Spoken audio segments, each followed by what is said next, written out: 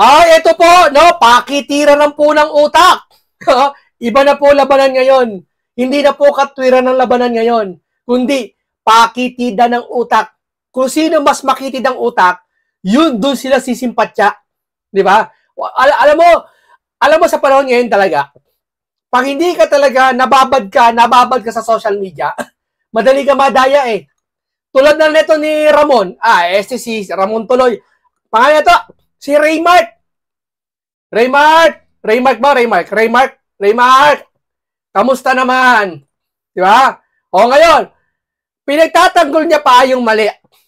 No? Tinitira niya si Marcoleta. Ngayon sumagot si Senator Marcoleta. Etong mga to, parang pinagbuhol mga tulpo. Di ba nakaraan si Ben? Binanatan si Marcoleta. Katwiranan lang eh. Ito sira, Maginoo Zero. Kahit sa live lang dito, Zero, katwiranan tayo, Zero. Sige. Titindig tayo na patutunayan natin si Marcoleta. Kasi sabi niya, sabi nila, kasama mo na si Ping, gusto mo eh. Sabi kasi nila, hindi to away Maginong usapan lang na ang tema ganito. Patutunayan ko si Marcoleta, hindi dinidepensa si Diskaya.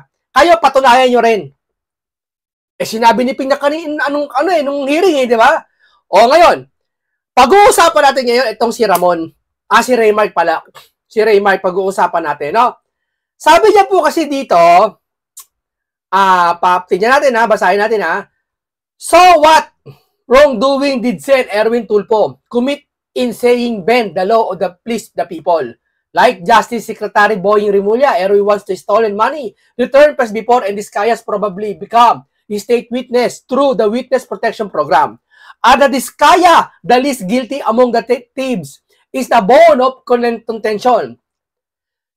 Erwin made the wrong choice of approach in propounding his argument. You're creating a mountain of a molehill. Kala mo talaga, ganda magsalita niya, no? Kala mo talaga, ganda niya magsalita eh. Akala mo malaman, porkit nag-i-English. Pero pag hinukay mo, walang lalim. Sabi niya nila, di ba, ang maingay, malalaman mo pag ang dagat, mababaw, maingay. Tahimik pag malalim. No? Yan po ang pinakilala sa atin itong ni Raymark, ni Ramon. Yan po ang itinanim sa puso't isipan natin mga tao na ganito sila kahihina. Di ba? Pagdating nyo sa mga pilosopuhan, magagaling yung mga yan. Ito ako, yung isa naka-sage pa, di ba? Isa naka-sage pa. Mahilig to sa mga wala akong binanggit na pangalan wala akong mabanggit yung pangalan sa'yo. Raymark. Itong si Raymark na to, alam ko, nabugbog yata to ni Ramon. Tama ba? Baliktad. Di ba? Hindi, tapos na yung issue na yun. Lipas na yun. Dito tayo sa alam mo, mahilig kasi itong mga to, yan sila, followers nila Ping, sila nandiyan sa Senate, na akala kasi nila ang ganda sa pandinig. Maganda nga naman sa pandinig, yung isaoli mo yung pera bago Witness Protection Program. Wow! Tumiba! Di ba? Kasi nga, pag sinoli mo yung pera, titiba. Isipin mo, magsoli ng mga 200 billion yan. Di tiba-tiba ngayon. May sasoli niya sa taong bayan yung pera. Masarap pakinggan. Pero, madali din sabihin. Pero, mahirap gawin at, sige ganito. Yung sinasabi nyo, isaoli yung pera Diskaya, kayo gumawa. Sige. Siyempre, alam nilang hindi kayang gawin yon. Tama. Kung hindi pala nila alam na hindi nila magagawa pagsoli ng pera, sinusubukan lang nilang gawin yon. Kung alam nyo palang hindi pala effective yung pagsosoli ng pera, bakit nyo sasabihin? Kasi ang reason nila, bago daw magsab ng Witness Protection Program, magsoli mo ng pera. Alam nila hindi naman talaga isosoli yon. Sino ba naman loko-loko magsosoli ng pera? Kayo naman. Mayaman ka. Ayaw umamin mo sa kasalanan. Magsosoli ka ng pera.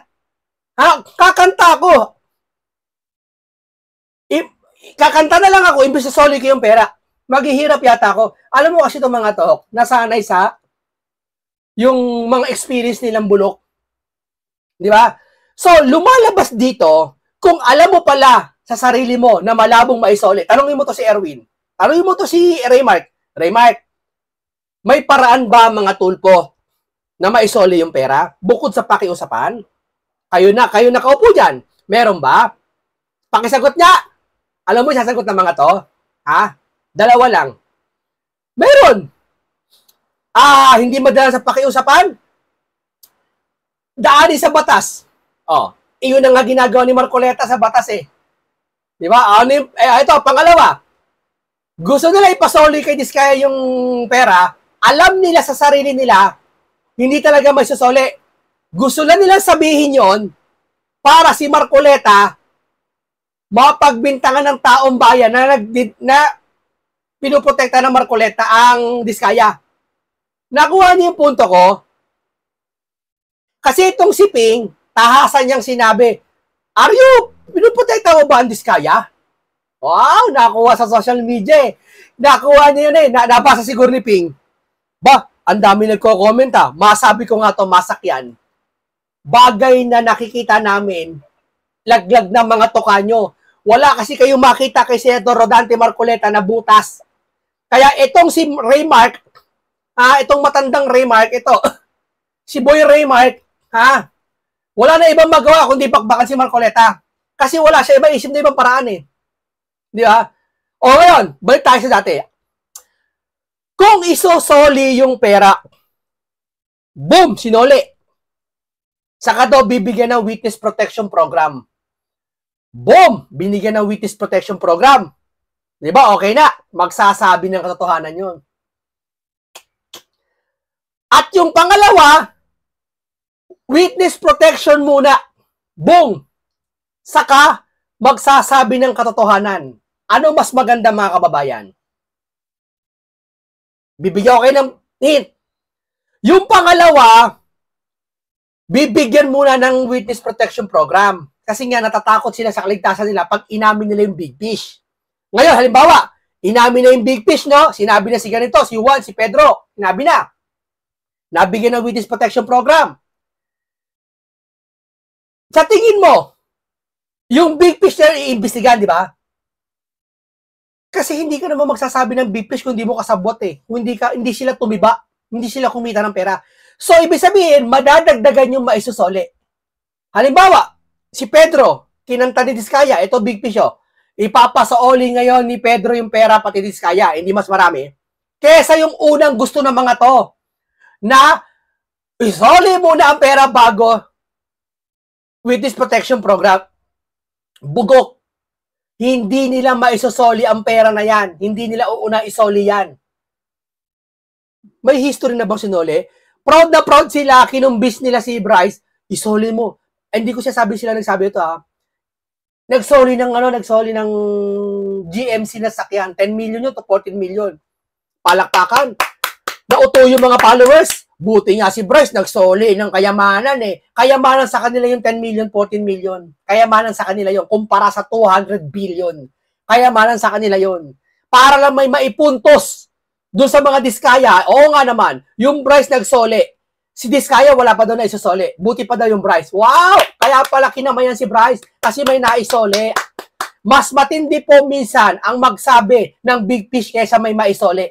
Yun, nagsoli nga. Pero hindi naman kabuuan. Etong Diskaya, pag binigyan ng protection to, magsasabi to kung sino-sino. Bagay na yata, ayaw ng mga to. Ayaw ni Raymark. Bakit ayaw ni Raymark? Kasi sumasang-ayon siya sa gusto ng mga ibang senador. Di ba? Ganyan kahihina tong mga to, mga kababayan. Basahin pa natin kung paano naging mahina to. Basahin natin Ayun, comment Sermon, okay lang sometimes you need to bend the law, especially sa situation or ghost project, need mo maibalik at all means yung kurakot. Iba naman yung break the law. Yung kapatid niya, sir, pagsabihan mo yung kapatid mo, wag na uulitin ka mo yun mahirap bumawi, mahirap, tamo, hindi siya makabaliktad ngayon. Hindi niya alam kung paano babawiin yung sinabi niya na yun. Di ba? Eto, painggan nyo. Nag-post siya dito, si Ramon, ng ay mali, ayan ay mali. Napagkamalan ako ni Ben Tulfo, ni Sen. Marcoleta, bakit mo ba akong tutubi? Ang gwapo ko. Teka, wala naman akong pinangalanan, mamabatas, na tumanggap ng 130 million o magkano man sa Diskaya. Iniba na niya. Nakarawan, 20 million. Style niya, mga kababayan, nililing lang tayo. Iniba na niya. Nakaraan, 120 million lang. Ngayon, 130 million. Sinasadya. Para talaga, kunwari, wala siyang alam. Teka, wala naman akong pinangalanan na mambabatas Ang daming mambabatas dyan. Bakit mukhang guilty yata si Marcoleta? Sabi, sus naman! Gusto mo lang manipulahin yung mga tao. Tulad ng pag ginagawa nyo dyan sa programa nyo. Hindi na uso yan. Siguro uso yan bago mag-pandemic. Ngayon, ilang taon na lumipas? Mula ng 2019. 6 na taon na, sir. Sir, wala ka pa rin pagbabago, sir. Checkmate na namin kayo. Ang ginagawa na namin, sinasakyan namin yung ano sa inyo, yung mga ganyan nyo. 'Di ba? Kahit paano kasi may natitira pa kaming respeto sa mga tulpo na hindi mo kinreate. Kinreate nung Rappi. Dahil marami siya natulungan niya ng mga tao. Pero, ang nangyayari po, nasisira din siya. 'Di ba? Kasi may mga gumagawa na siya ng sariling katwiran niya. 'Di ba? Talaga pag sinabing tulpo, tulpo talaga tulpo. Di ba? Sir, imbis na matakot sa inyong tao, respetuhin kayo, hindi po nangyayari na yon, sir. Dahil sa mga pinagagawa nyo, sir. Lalo tong si Raymart na to. Di ba? Kunwari pa siya. Eto, mag-iinit ang ulo nyo. Ito na. Dako muna tayo dito. Mamaya na to. Panoorin mo natin ito. Panoorin mo natin to. Ito. Panoorin mo natin to. Panoorin mo natin to. Sumagot sina Bunche. Nagkamali lang dito siya ng banggit, Ben Tulpo. Ramon Tulpo ang binabanggit niya dito. Pero sige, okay rin naman yun. Parehas naman siguro kayo. Pwede naman din yun, no? Ito, painggan nyo. Because, ang sinasabi po nila, kinakampihan ko raw ang mga Diskaya. Hindi po, tuntunin natin from the beginning. I am very consistent. Ang batas po ang aking sinusunod, ang tinutuntun ko. Ayaw nila nan, sir. Kailangan daw, may pagkakataon, labagin ng batas. Ayaw nila niyan, sir. Ganyan yan, sir, mga yan. Nasanay kasi, sir. Pasensya nyo na, sir, Nasanay kasi sila, sir, yung mga nakaraan, na wala pa kayo, na mayagpag yung mga yan, yung mga kaibigan nilang politiko. Nasanay sila sa paulit-ulit na nangyayari. Akala nila, yung pa rin yun. Ganun pa rin ang tema ngayon. Wala, sir. Pasensya nyo na, sir, Ganyan yan. Hanggang ikamatay na nila yan, sir. Hindi yung magbabago yung ganyang sistema nila. Pakiramdam po nila sa sarili nila, magaling sila. Opo. Pero kitang-kita naman ng taong bayan, ang kumakampi sa kanila, yung kapwa nilang hindi mahusay. Sir, biruin mo, sir, mas gusto nila, pinanindigan talaga nila, yung pride nila. Isoli muna ang pera bago WPP, Witness Protection. Tutuloy laway ko. Bago Witness Protection Program, isoli muna ang pera. Wow! Soli muna daw yung pera. Kala mo naman malaki ambag sa lipunan. Di ba? Ngayon lang kayo nagsisimulang senador. Di ba? Hindi, may ambag naman talaga si Rappi saka si Erwin. Marami na tulungan yan. Lahat naman ng tulpo marami na tulungan No? Pero yung mga damage nilang ginagawa ngayon, nabuburo lahat yon.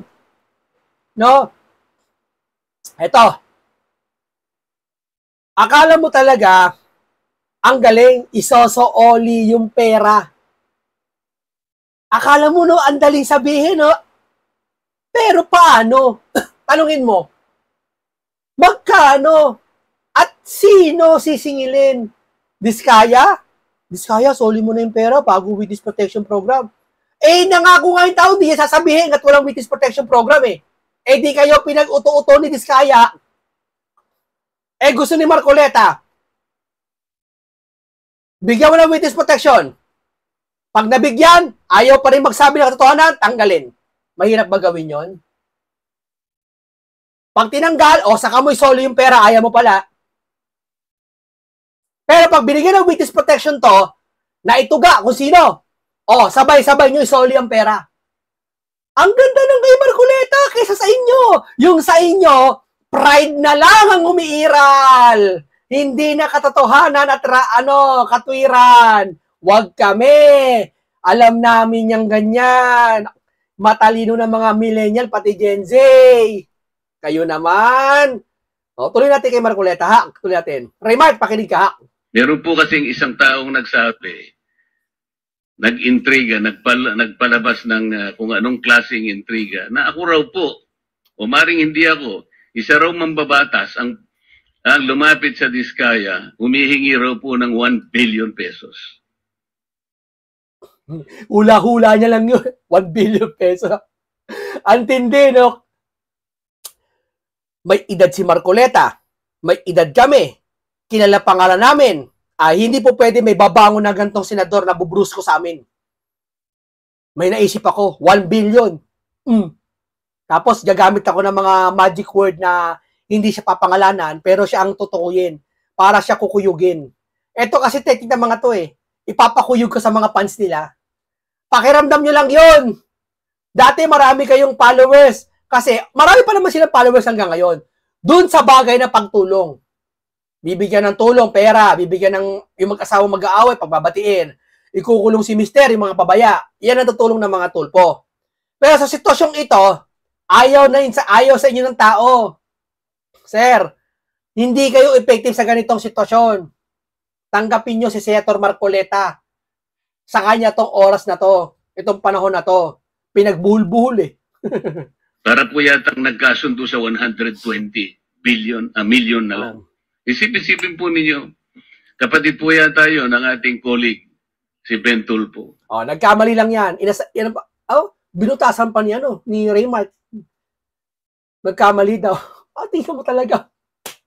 Para ka kumakalaban sa grade 1. So ngayon po, ang dami nagsasabi na baka ako yun. Sa akin lang po, okay lang yung magpalabas sila ng ganun eh. Basta may maniwala lang sana na mas maraming tao na hindi totoo ang sinasabi. Para sa akin, okay na po. Wala sir, napakalabo sir. Isipin nyo naman sir, lahat tinitibag. Tapos isa gawing gusto ombudsman. Tapos yung mga Duterte titibagin.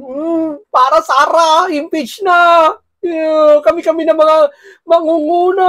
Vice President si ganito. Si kapatid ko, Vice President. Bugok. Pag na-impeach si Sara, kahit tumakbong presidente si Marcoleta, mananalo to.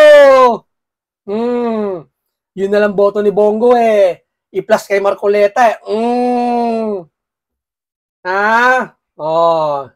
Malalayo sa mga katwiran to mga to. Biruin mo yung Erwin, si Airbender ha, si Airbender. Airbender. Ha? Si Lowbender. Ito na lang ha, ulitin ko ulit. Biruin mo, islang pa eh. Box the people, box the people. Ano ba? Basta natin dyan. Box, people, box day, box, teka lang ha. Alamin natin, para sigurado.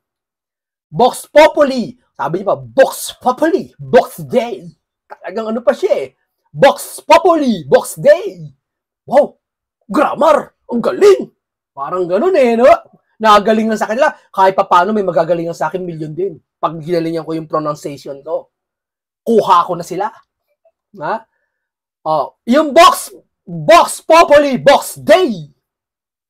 People of, voice of the people, voice of the God.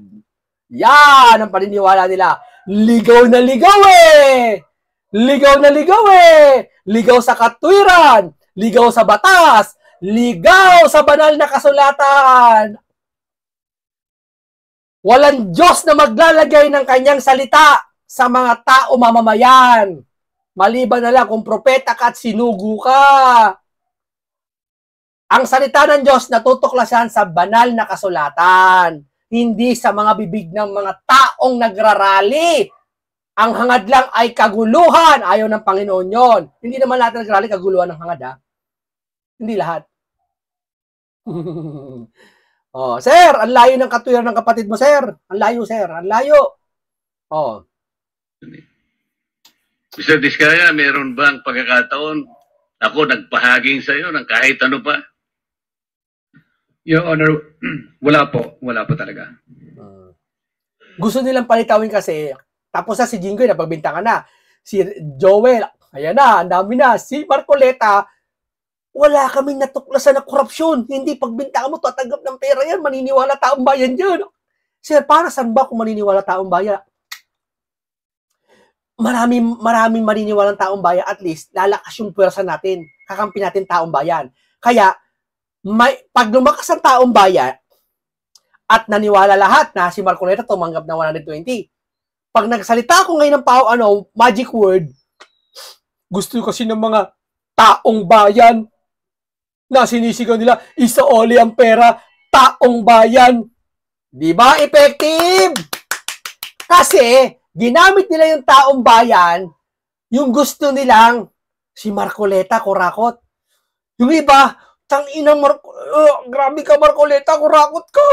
Yung tao, inis na sa kay Marcoleta. Paano ako makakaganti? Paano ako makakaganti kay Marcoleta? Ang ginawa nila, merong paraan.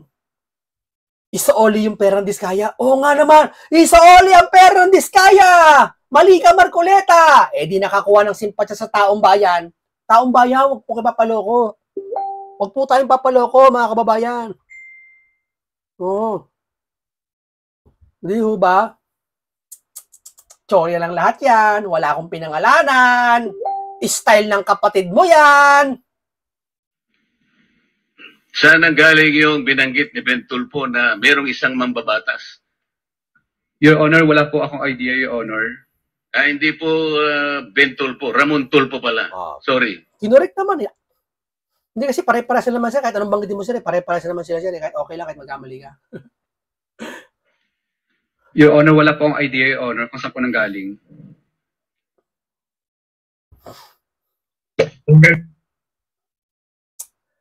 Eto, may papakita ko sa inyo. Talagang malayo sa katwiran eh. Malayo sa katwiran talaga tong mamang ito eh. Ewan ko ba asa niya hinukay ito. Ito.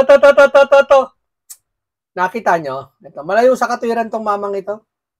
Pagbigyan nyo na. Pagbigyan nyo na to. Teka lang ha. Oh. Ano ba yan? Ito, yan oh. Matindi ang alitan namin ni Ping noon. Ba? Style yan. Para kaaway kunwari, tapos biglang babate. Kakampiyan. Para palalabasin niya, totoo sasabihin ko lahat. Yung kaaway ko nga dati, binati ko na eh. Ganito ugali ko. Yan ang style niyan. Style ng mga taong na nanlilin lang. Okay. Matindi ang alitan namin ni Ping noon. But all this time, he has my respect. Wow! Wala kang masasabi kay Ping tungkol sa pera. Oh. Nung Philippine Constabulary PC commander siya ng Laguna, di siya tumanggap ng pera, huweteng. Ang PC ay pinalitan Philippine National Police PNP matapos maligtas niya ang kanyang mga tauhan sa MSG Robina Gokong Wei sa mga kidnappers noong dekada 70. Binigyan sila ng pabuya, matandang Gokong Wei. Hindi tinanggap ni Ping ang pera. We are just doing our job, sabi niya, nakatatandang Gokong Wei. Bakit ko alam ito? Dahil nag-cover ako noon sa Metrocom Intelligence ng Security MISG bilang reporter ng Time Journal. Noong siya ay naging senador, di kailanman tumanggap si Lacson ng pera. Priority Development Assistant PDAP sa pinakikita ang maraming mambabatas. Ito. Mababasa nyo? Nung di ko sinasabing walang integridad si Dante Marcoleta na pinalitan ni Lacson bilang chairman ng Blue Ribbon Committee. Pero subok na si Lacson, may integridad. Oo nga, abogado si Marcoleta at si Lacson ay hindi. Pero kung iahambing mo si Marcoleta kay Lacson, para mong ipinagtabi ang tricycle sa Mercedes-Benz. At least yung tricycle, marami sumasakay na kababayan. Pangmasa. Yung Mercedes-Benz, bihira lang nakakasakay dyan. Ano ibig sabihin? Si Marcoleta, pangmasa. Yung Ping mo, hindi pangmasa. Ping-pong! Hindi pangmasa si Ping mo. Pang Mercedes-Benz yan eh. Walang sumasakay dyan, bibihira. Hindi nakaranas ng pagtapak ng taing yan. Hindi yung mga sumasakay kay Senator Marcoleta, tricycle lang, at least yung bumasa sakay. O, di na-rebat kita, i-rebat mo ngayon yan ng matindi. Di ba? O, talagang binabanggit, no? Si Ping Lacson, kidnappers, no? Yan ang gusto ng mga yan eh. Yung mga gusto nila, kidnappers, bala, baril, machine gun, tangke, gulo, digmaan, alam mo, pag ganyan sila, yung mga magkakapatid na to, gusto nila may bala, mo, tutok, may pamagat nila, tutok, gumagano mo, akala matatakot yung tao sa kanila eh. No? Yan mga binabanggit niyan, patalim, balisong, granada, basta yung walang pinagkaiba yan doon sa taong yung taong hindi lahat ng taga Mindanao ganito May sabi niya sa ibang yung Mindanao ginagawang panakot. Taga Mindanao ako. Di ba? Hindi porket po Mindanao ikakatakuta. Ang Mindanao kaya pinangingilagan iba diyan kasi mga Muslim ginagalang po. wag yung dungisan ng Mindanao. Wag mo rin dungisan yung mga salitang baril, pinaputokan, kidnappers, tangke, AK, gera. Yan ang mga salitaan yan para yung tao matakot. Di ba? Yan ang mga salitaan ng mga magkakapatid na yan. Ngayon, pinagbubuhol-buhol ni Marcoleta. Ginawang parang basa sa piniga. Di ba? Tug. Ating baril. Tug. May mapamagat pa sila eh. Bitag! Tug, boom! Yan ang mapamagat. Para yung tao, wow! Uy, nanginginig ako. Bitag, baril, bala, magazine. Akala nanginginig yung tao sa kanya, eh, no? Ay naman, checkmate na namin kayo. Checkmate na. Tama na. Wag na tayong, naku naman, pinagmamalaki niya si Ping para Mercedes. Pakinggan mo pakinggan natin si Pampilo tuloy. Si Panelo. Raymart, tignan mo po si Panelo. Tignan nyo, ha? Hindi dito si Ping Lacson, pero tinawal. Akala niya siguro, nakakalimutan natin, na siya ang nag-author na magtayo ng bagong Senate building dyan sa BGC. Ito yung pang Mercedes-Benz mo sa tricycle ha. Painggan mo. Raymart ka, painggan mo. Tagang initially 24 billion pesos ang budget. Siya ang author niya para lang magkaroon sila ng magagandang opisina. Mga luxurious, di ba 24 billion para sa opisina ng 24 na senador. Yung 24 billion, lumobo na ng 32 billion pesos. Kung yan ba, sa halip na inotor mo yan, Ping Lacson, na building para lang kayo maging mayayaman na nakaupo dyan, nagpapakasasa sa kayamanan ng taong bayan. Kung yan ba inilagay nyo sa flood control, o di sana nakatulong. Hindi dapat talaga tayo sumusunod sa interest ng ibang bansa, kundi dapat sa interest natin. Yan ang ginawa yung ginawa lang na pagpapatalsik Presidente Duterte, limang administrasyon. Ang parang pinaglaban nila ang interest ng dayuhang ICC, hindi ang interest ng mamamayang Pilipino. Otherwise, hindi nila inaresto, illegal, dinitini, illegal, pinakulong, illegal. Wala ka na kasi maasahan dyan, sir. Yan ang pinagmamalaking Mercedes-Benz ni Raymart. Yan ang pinagmamalaki niya Mercedes-Benz. Kumpara daw kay Marcoleta, tricycle lang. Wala daw siya, babanggitin naman niya, ang balik niya dyan, wala niya ako, kinumpara ko lang naman niya, wala naman akong panlalait dun eh. Ito, sabihin ko sa'yo, sabi ko tricycle, marami sumasakay. Pang masa. Yung Mercedes-Benz mo, kayo lang nakakasakay dyan. Baka hindi ka pa nakakasakay dyan eh. Siyempre, pagmamalaki niya, nakasakay na ako dyan. Talagang pang kinder one yung utak. Diba? Papainan ko ng papainan to eh. Papainan ko ng kuwari to. Takot ako sa bala. Huwag ka magbabanggit ng bala. Bala, baril. Lagi kasi binabanggit na sa programa niya eh. Bala, baril, kakasahan, bullet. Yan, mga ganyan eh. Mga drawing niya sa mga pamagat nila. Bullet.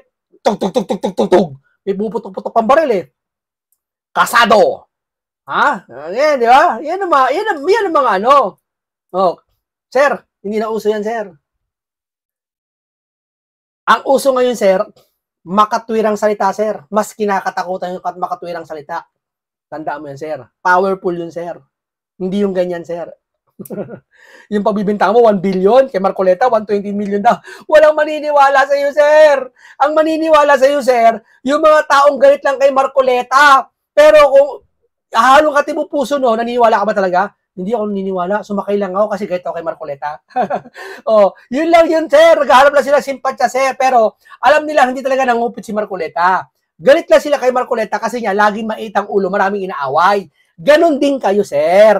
Alam niyo talaga walang kinuha 1 billion si Marcoleta. Ayaw niyo lang masapawag kasi nga natatapunan yung ego niyo na mas matapang ng 100 beses si Marcoleta kaysa sa inyo kahit pagsamasamahin pa kayo. Aminin niyo yun, sir. Aminin niyo yun. Wala akong pinangalanan, ha? Huwag mong sasaluhin yan, Raymark. Huwag mong sasaluhin yan. Di ba? Oh. Oh, yun lang po. Maraming salamat. Oh, akin lahat to. Panaginip ko lang lahat to. Kinuwento ko lang. Tsorya ko lang lahat to. Haka ko lang. Oh, di ba? Yan ang style ng kapatid mo. Oh, ginamit ko lang yung paraan nyo. Kaya ako nagamit yung sarili nyong paraan kasi matagal na kayong talunan. Kumbaga sa chess, checkmate na nga kayo. Di ba? Wala nang pupuntahan yung hari. Ang tawag doon, game over na. Di ba? Tama na. O, mga tumanda sa Senado, tumanda na lahat sa pakikipagdigma. Ni peklat niya, wala kayo natamo eh. Si Marcoleta, hindi lang peklat natamo niya eh. Di ba? O, salamat po ng napakarami lahat sa inyo.